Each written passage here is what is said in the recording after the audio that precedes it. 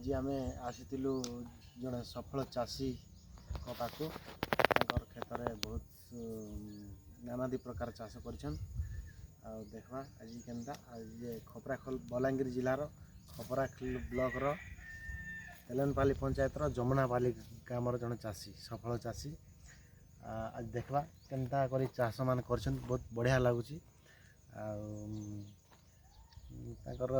चाषर माने चाष उपर निर्भर कर चलन केते प्रकार चाष मान सब कर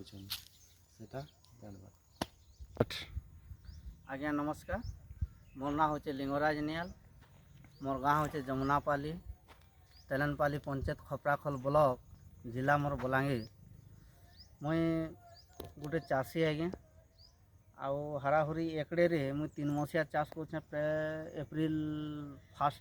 एप्रिल 15 तारीख सुधा मुई चाष करे पर तो पानी असुविधा है बहुत खरा रे तो मुई हाराहुरी एकड़े चाष करुछे 2 एकड़ पखापुखी एसु जिमी बोलिक भावुछे तो यहाँ मेका करें सियाड़ के अच्छे झुलेर अच्छे भेंडी अच्छे टमाटर अच्छे पातलघंटा जेनटा कहते पियाज अच्छे आज्ञा आग की तब अच्छे फिर झुलेर अच्छे बैगण अच्छे तार आगे अच्छे लेसुन कर लगी प्रस्तुत चली मोर तापर एन कर मिर्चा कर झुलेर करी से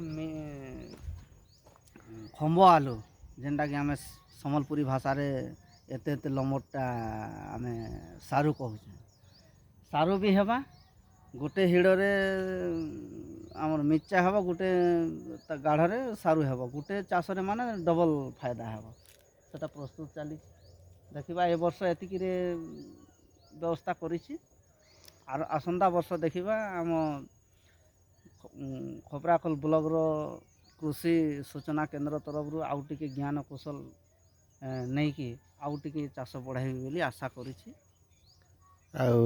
पियाज केते जगेबार इच्छा अछि? पियाज हाराहुरी 80 ढिसमिल खने जगाबार लगी प्रस्तुत करिछि 80 ढिसमिल।